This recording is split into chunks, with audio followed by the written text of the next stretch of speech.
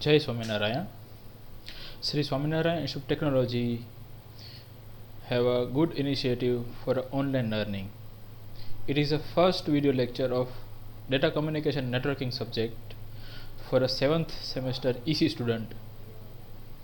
The session is based on the Data Communication Networking by Forozen, a very good reference book for this subject. The session is conducted by Professor Ravi Chauhan, Assistant Professor at Sri Swaminarayan Institute of Technology, Electronics and Communication Department. So, what the subject is? The course, this subject imparts a unified system view of broad field of data and computer communication. The fundamental principles of the data communication are thoroughly represented and then applied in the data communication networking. So, the basic concept of data communication and networking are going to see in this subject. Different types of topologies, different types of protocols, different types of fundamentals of data communication networking are going to see in this course.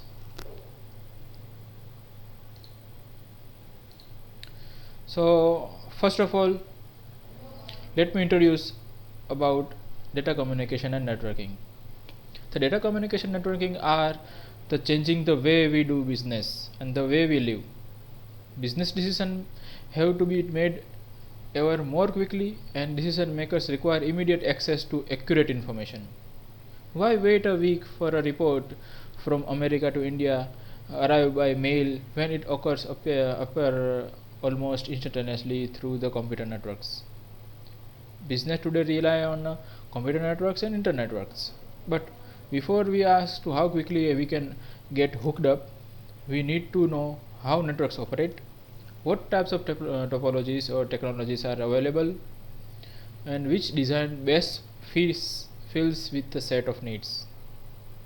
The development of the personal computer brought about tremendous changes for business, industries, science, and education.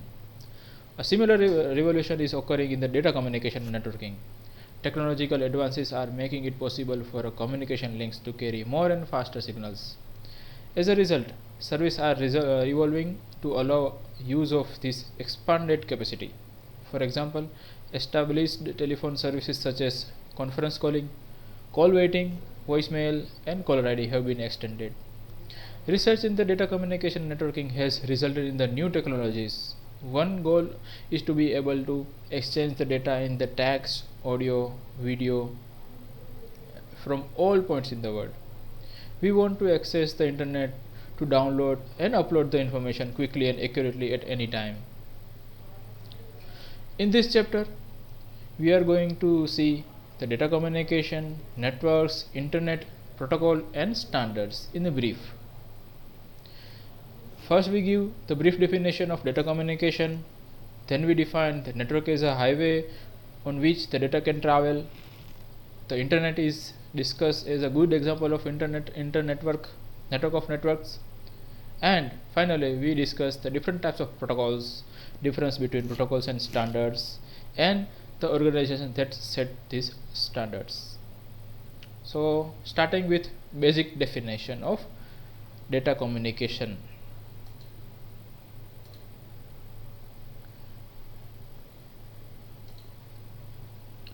When we communicate, we are sharing information. This sharing can be local or remote. Between individuals, local communication usually occurs face to face, while remote communication takes place over distance. The term telecommunication, which includes telephony, telegraphy, television, means communication at a distance. The word data refers to information presented in whatever form is agreed upon by the parties creating and using the data, just like a text, video, voice, etc. The data communications are the exchange of the data between the two devices via some form of transmission medium such as wire cable, wireless cable, optical cable, any medium. For the data communication to occur, the communicating device must be a part of the communication system made up of a combination of hardware, which are the physical equipments, and the software programs. The effectiveness of the data communication and systems depends on the four fundamental characteristics, just like delivery, accuracy, timeliness, and jitter. Let's explain each one. Delivery means the system must deliver the data to the correct destination. The data must be received by the intended device or a user and only by that device or a user. What is accuracy? The system must deliver the data accurately. The data that have been altered in the transmission and left unaltered are unusable. Timeliness. The system must deliver the data in the timely manner. The data delivered late are useless. In the case of the video and audio, timely delivery means delivering the data as they are produced, in the same order that they are produced without the significant delay. This kind of delivery is called the real-time transmission, just like our video lecture. In this video, if I show some slide and my audio makes another slide, so there is a not a useful thing. So timeliness is very required. Jitter. Jitter refers to the vibration in the packet arrival. Variation in packet arrival. Sorry, it is the uneven delay in the delivery of audio or video packets. For example, let us assume that the video packets are sent every 30 milliseconds. If some of the packets arrive with a 30 millisecond delay and the others will 40 millisecond delay, the uneven quality in the video are in the result. So, in this point, two topics are discussed: components of data communication system and the data flow.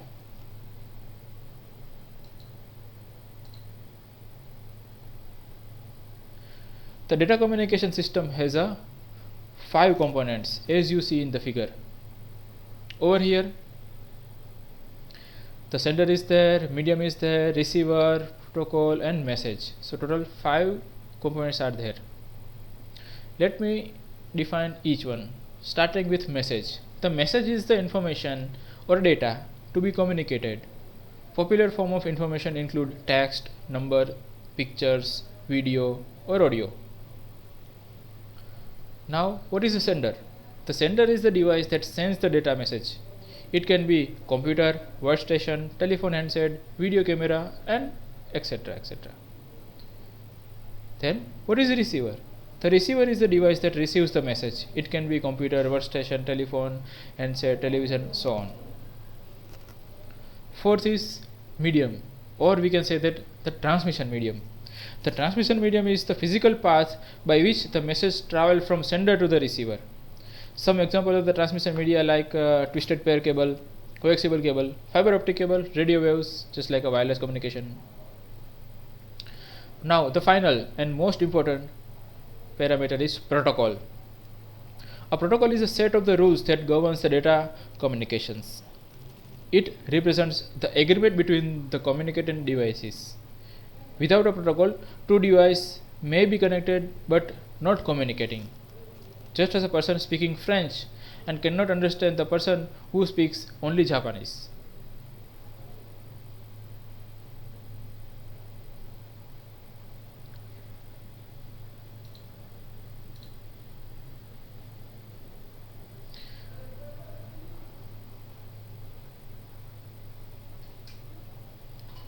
Now, most important thing is that how our data can flow. The communication between the two devices can be simplex, half duplex, full duplex. We are also going to see each one in detail. Let's have a look in a figure.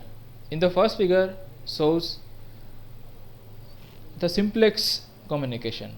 Second figure B shows the half duplex communication, and the third figure C full duplex communication. Let's start with simplex. In the simplex mode, the communication is unidirectional. As one-way street, only one of the two devices on the link can transmit, the other can only receive, just like in a figure. Means, suppose we can take the example of client-server architecture. When at instant of time, server sends the data, the client only receives the data.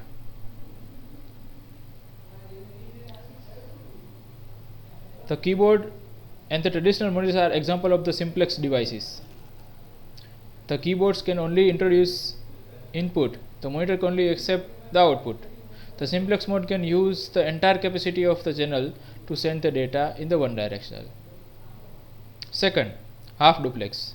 In the half duplex, each station can both transmit and receive, but not the same time. When one device is sending, the other can only receive, and vice versa, as seen in the figure. The half duplex mode is like one lane road with traffic allowed in the both direction. When cars traveling in one direction, car going to the another way must wait. In a half duplex transmission, the entire capacity of the channel is taken over by the whichever of the two devices is transmitting at the time. Walkie-talkie and citizen bands radios are examples of half duplex system. The half duplex mode is used in the case where there is no need of communication in the both directions at the same time. The entire capacity of the channel can be utilized for the each direction. So it is one of the good example and very useful in some applications, just like a walkie-talkie. Channel is used by optimal throughput. Full duplex. In the full duplex mode, or called as a duplex mode, both stations can transmit and receive simultaneously, as seen in the figure. The full duplex mode is likely to two-way street with traffic flowing in the both direction at the same time. In the full duplex mode, signals going in one direction share the capacity of the link with signals going to the another direction. This sharing can occur in two ways. Either a link must be contain two physically separate transmission path, or one sending and other is receiving, or the capacity of the channel is divided between the signals traveling the both direction. One common example of the full duplex communication is telephone network. When two people are communicating by telephone line, both can talk and listen at each time. The full duplex mode is used when the communication in the both direction is required at all time. The capacity of the channel, however, must be divided between the two directions. So students, you can easily understand right now we are in a only simplex mode, means I am speaking, you are listening, fine. So this is an example of simplex system or simplex data flow. Now second definition is networks. A network is a set of devices, often referred to as nodes, connected by the communication links. A node can be computer, printer, or any other devices capable of sending or receiving the data generated by the other nodes or networks.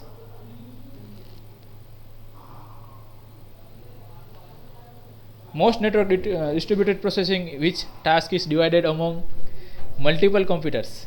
Instead of one single large machine being responsible for all aspects of the process, separate computers handle a subset. In this network definition, three important topics are to be discussed: network criteria, physical structure, and categories of networks. So first of all, what is a network criteria? The network must be able to meet a certain number of criteria. The most important of these are the performance, reliability, and security.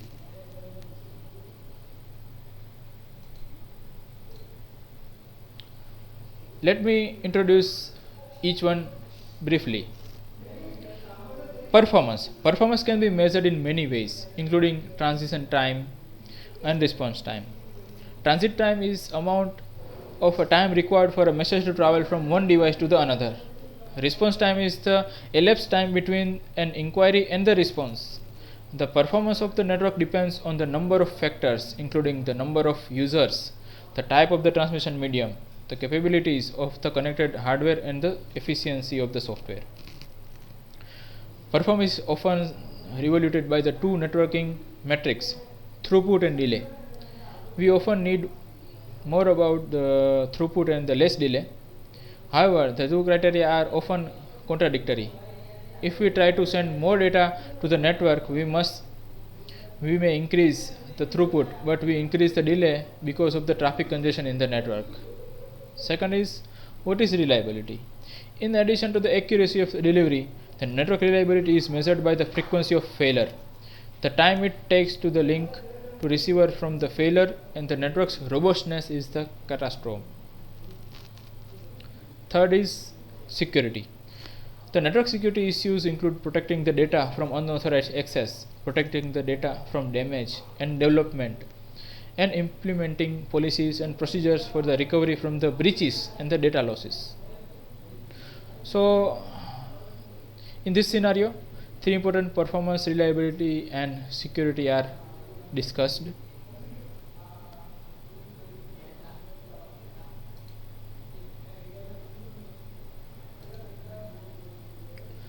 Second parameter, physical structure. There are two sub topic of this point: type of the connection and physical topology.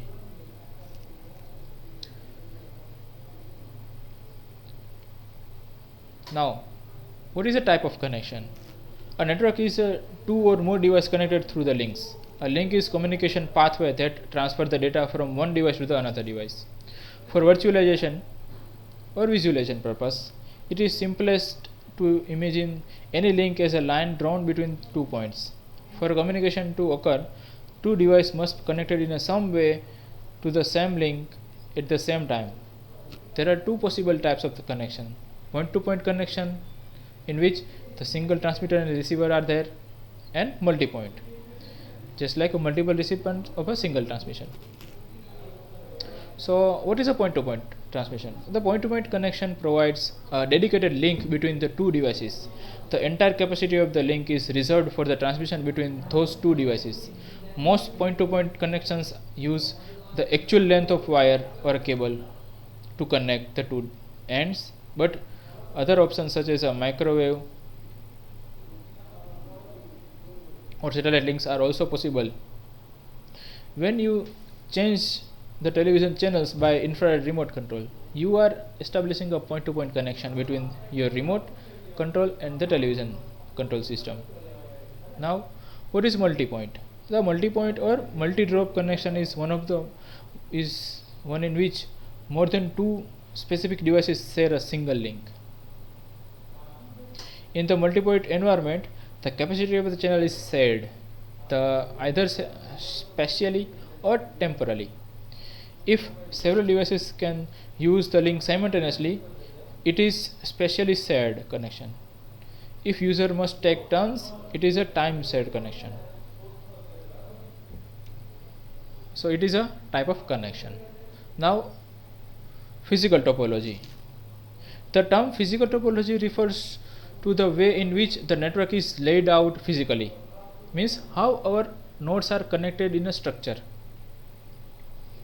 Two or more devices connected to a link, or two or more links from a topology.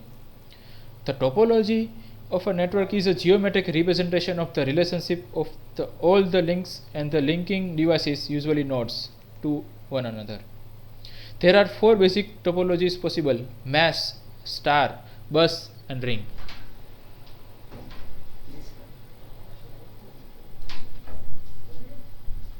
So it is a just example of point-to-point and multi-point connections.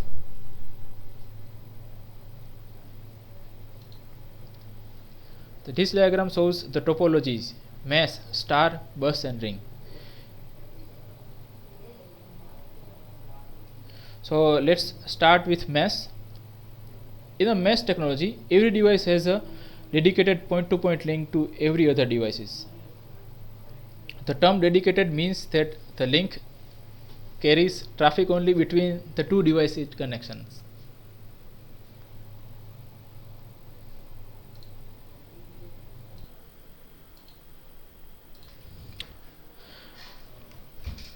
To find the number of physical links in the fully connected mesh network with n nodes, we first consider that each node must be connected to every other node.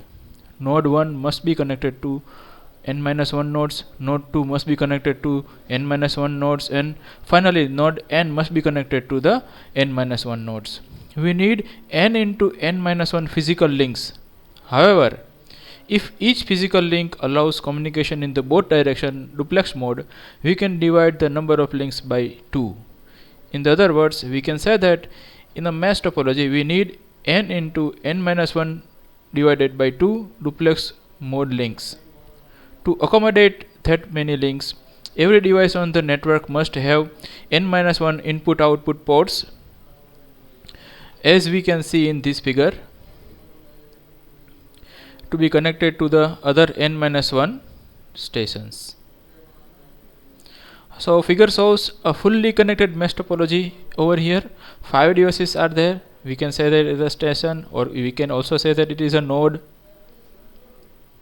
A mesh offers several advantages over the other network topology. First, the use of the dedicated links guarantees that each connection can carry its own data load, thus eliminating the traffic problems that can occur when links must be shared by multiple devices. Second, the mesh topology is robust. If one link becomes unusable, it does not incapacitate the entire system. Means a one link is broken, so entire network is running everything good. Third, there is an advantage of privacy and security. When every message travels along the dedicated line, only the intended recipients sees it. Physical boundaries prevent other users from gaining access to messages. Finally, the point-to-point links make fault identification and fault isolation easily. Traffic can be routed to avoid links with suspected problems. This facility enables the network manager to discover the precise location of the faults and aids in the finding the cause and the situation and its solution. The main disadvantage of the mesh are related to the amount of cabling and the number of input-output ports required. First, because every device must be connected to every other devices, the installation and the reconnection are difficult. Second, the sheer bulk of the wiring can be greater than the available space in walls, ceiling or floors can be accommodated. Finally, the hardware required to be connected each link input-output ports can be prohibitively expensive. For these reasons, the mesh topology is usually implemented in the limited fashion. For example, a backbone connecting the main computer of the hybrid network that can include several other topologies. One practical example of the mesh topology is connection of telephone region office, in which each region office need to be connected to every other region office. Now we move for another topology.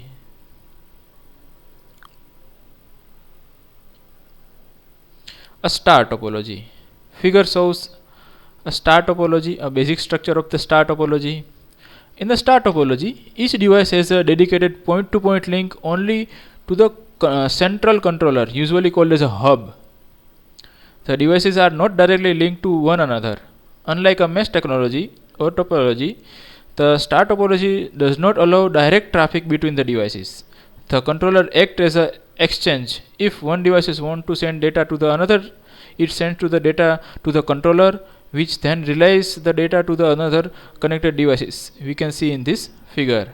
Suppose station 1 want to transmit data to the station 3. So first of all, station 1 send the data to the hub relays the data to the station number 3. A star topology is less expensive than mesh topology. In the star, each device needs only one link and one input-output port to connect it to any number of others. This factor also makes it easy to install and reconfigure. Far less cabling needs to be housed, and the addition, moves, and detection of involve only one connection between the device and the hub. The other advantage of involves robustness. If one link fails, only that link is affected. All other links remain active. This factor also leads itself to easy fault identification and fault isolation. As long as hub is working, it can be used to monitor link problems and bypass defective links. One big disadvantage of the star topology is the dependency of the whole topology on one single point, a hub. If the hub goes down, the whole system is dead. Although a star requires far less cable than mesh, Each node must be linked to a central hub. For this reason, often more cabling is required in a star than some other topologies, just like a ring and bus. The star topology is used in local area networks as well as high speed LAN often uses a star topology with a central hub. Now move on a next topology, a bus topology. The preceding examples all describe the point-to-point connections. The bus topology, on the other hand, is a multi-point. A one long cable acts as a backbone to link all the devices in the network, as we can see in this figure. There are three stations are there. All three stations are connected with the drop line, and a tap is connected with a cable line. So this type of topology is called as a bus topology. The nodes are connected to the bus cable by the drop lines and the tapes. The drop line is a connection running between the devices and the main cable. The tape is a connector that either splices into the main cable or puncture the shielding of the cable to create a connect with the metallic core. The signal travels along the backbone. Some of its energy is transformed into the heat. Therefore, it becomes weaker and weaker as it travels farther and farther. For this reason, this is limit on the number of taps as a bus can support and on the distance between those steps. Advantage of the bus topology include ease of installation. Backbone cable can be laid along the most efficient path, then connected to the nodes by drop lines of various lengths. In this way, a bus uses less cabling than mesh or star topology. In a star, for example, 4 network devices in the some room require 4 length of cable reaching all the way to the hub. In the bus, this redundancy is eliminated. Only a backbone cable stretches through the entire facility. Each drop line has reached only as far as the nearest point to the backbone. The disadvantages include difficult reconnection and fault isolation. A bus is usually designed to be optimally efficient at installation. It can therefore be difficult to add new devices. Signal reflection at the tape can cause degradation in quality. This degradation can be controlled by limiting the number and the spacing of the device connected to the given length of the cable. Adding new devices may therefore require modification or replacement of a backbone. In addition, a fault or a break in the bus cable stops all the transmission even between the devices on the same side of the problem. The damaged area reflects signals back in the direction of origin, creating noise in the both directions. Bus topology was one of the first topologies used in design of the early local area networks. Ethernet LAN can also use the bus topology, but they are less popular now.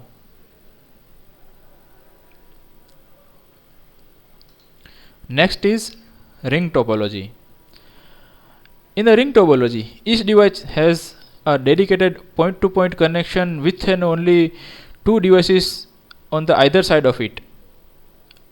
A signal is passed along the ring in the one direction from the device to device until it reaches to the destination.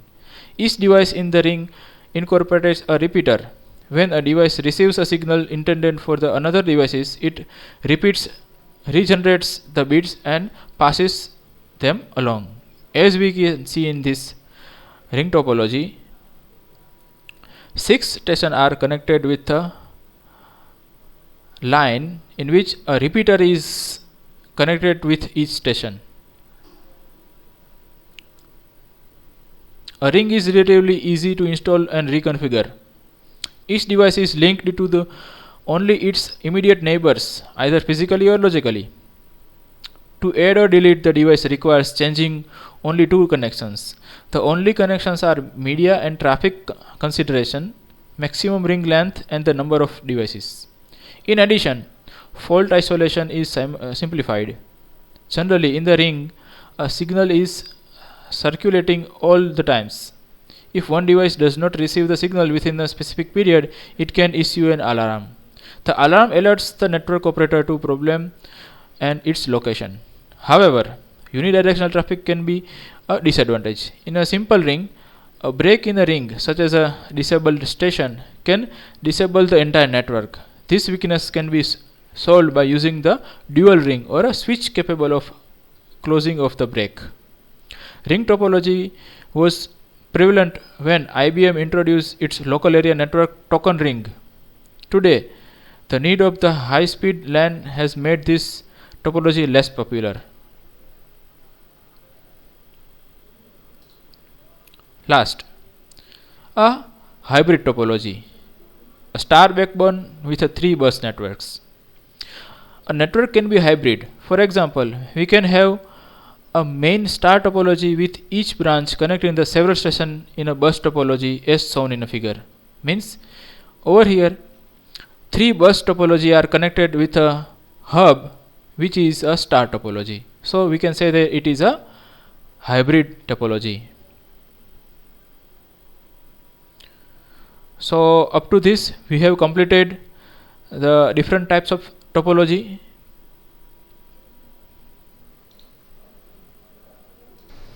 Students, it is a questions for our topic number 1.1 basic definition. You have to write each and every answer in your notebook and send it to me as per given instruction.